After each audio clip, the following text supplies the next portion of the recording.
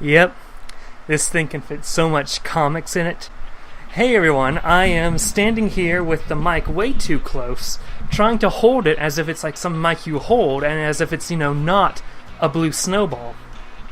And I thought I'd talk about sort of my thoughts on the new DCEU trailers that came out, particularly Shazam and Aquaman.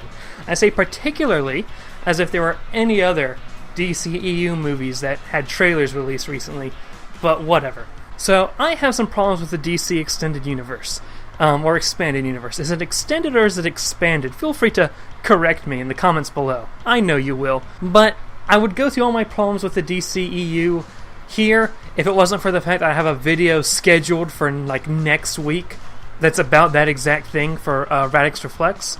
So I think I'm just going to leave that be, and I'll just talk about my opinions on Shazam and Aquaman. You want to start with the good or start with the bad? Well, let's start with the bad, so we can leave a good taste in our mouths once this video is over. Do I need to turn off the fan? My Audacity is going off right now. It's like some powerful sound waves going on. So I don't know if I'm holding it too close or if that's the fan's fault. I'm going to turn off the fan. I lowered the fan's intensity. I don't know if that changes anything. But let's talk about Aquaman. I don't like the Jason Momoa Aquaman. I just don't think it's Aquaman. And I talk a lot about it at length in my upcoming Radix Reflex video. I think there are a lot of elements to Aquaman's character that there's aesthetic elements to Aquaman's character that casting Jason Momoa gets rid of, such as, how human Aquaman looks.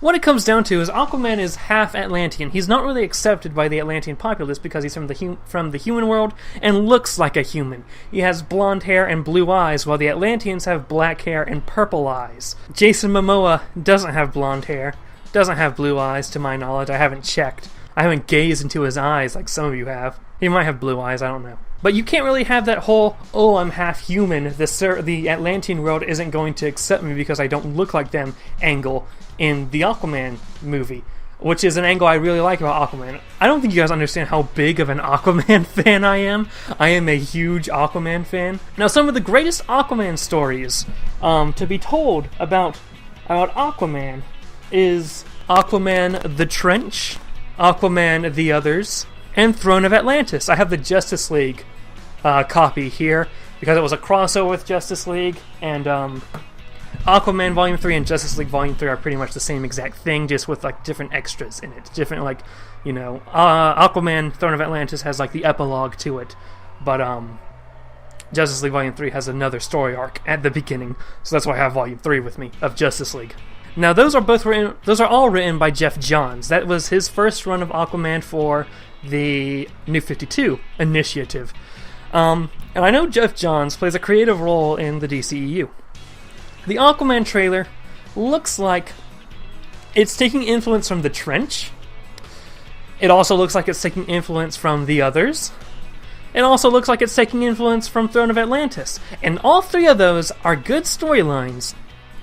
You just can't jam them all together, because it doesn't work if you jam it all together. You lose you make it way too convoluted. So I think they listened to, you have to use Jeff Johns' run of Aquaman as the basis for an Aquaman movie. And okay, it's divided into arcs. We'll just shove all the arcs together. Why not? Who do you think the villain is of the Aquaman movie? Is it going to be Black Manta? Is it going to be Orm? Is it going to be the Trench?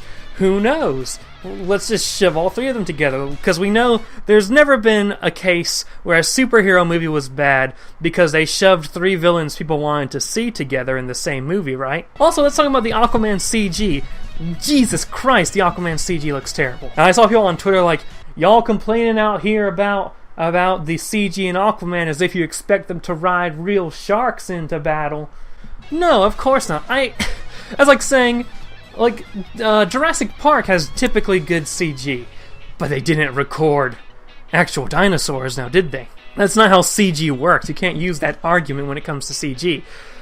Star Wars, I was about to say Star Wars has good CG. Star Wars sometimes has good CG. Sometimes it doesn't. But when it does, they're not really out in space doing, space battles. Although the original trilogy is not so much CG as it is, technical, practical effects. But I think they could have done anything in Aquaman to make the CG look better. It looks more like a meme than anything. It looks like something I expect from a YouTube animator to do. So, as Jason Momoa's character is not the Aquaman I'm such a big fan of. It looks like they're shoving too many good story arcs together to make something that I think might be bad. I'm going to give it a chance, of course. Me being DC Uber fan and whatnot. I'm not an Uber. There are more Uber fans than me. I'm a DC super fan, just like one step below Uber. But now let's go to a better trailer, and that's Shazam. Now, I've always said, and by I've always said, I mean I've always thought, I just never said it out loud, because there's never been a time where I'm sitting in a room of people and saying, you know how you make a good Shazam movie, guys? That incident has never happened in my life yet.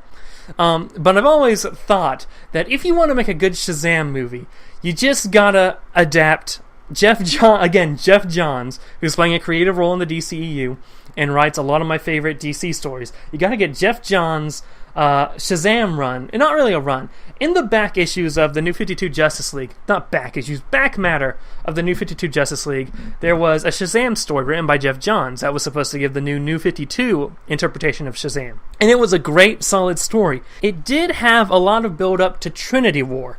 Now, Trinity War isn't that good of a story. So what you do is you take Jeff Johns' run, get rid of all the Trinity War foreshadowing, and then, add more to, extend the length of the movie without getting in the way of the main story. And you can really do that with a Shazam movie, because Shazam himself is an interesting character insofar as you can have a lot of comedic moments with Shazam. And so far, based on what I saw in the trailer, that looks, my little plan I never said out loud, so I can't copyright strike them or anything. My little plan I had in mind is exactly what they're doing. It looks exactly like they're adapting the Jeff Johns run. I say run, it's like 6 issues. The Jeff Johns story, and getting rid of the Trinity War foreshadowing. And that's how you adapt a comic arc into a movie form. I very much look forward to Shazam, and you should too. Shazam's sometimes I'm saying Shazam as a joke, and other times I just naturally saying Shazam because I've said Shazam so many times. It's just what I'm used to saying. That was my impressions on the San Diego Comic-Con Aquaman and Shazam trailers. What do you think of this setup? I'm thinking of doing comic reviews. I'm thinking of reviewing them like this. I just don't know how much I like this camera angle, and I don't know how much I can rely on holding the mic like this. So we'll see how it goes. Thank you guys so much for watching. Check out the description for the links to my social media, my Discord server, my Twitter, my main channel where I put more effort into videos. And have a good day, ladies and gentlemen.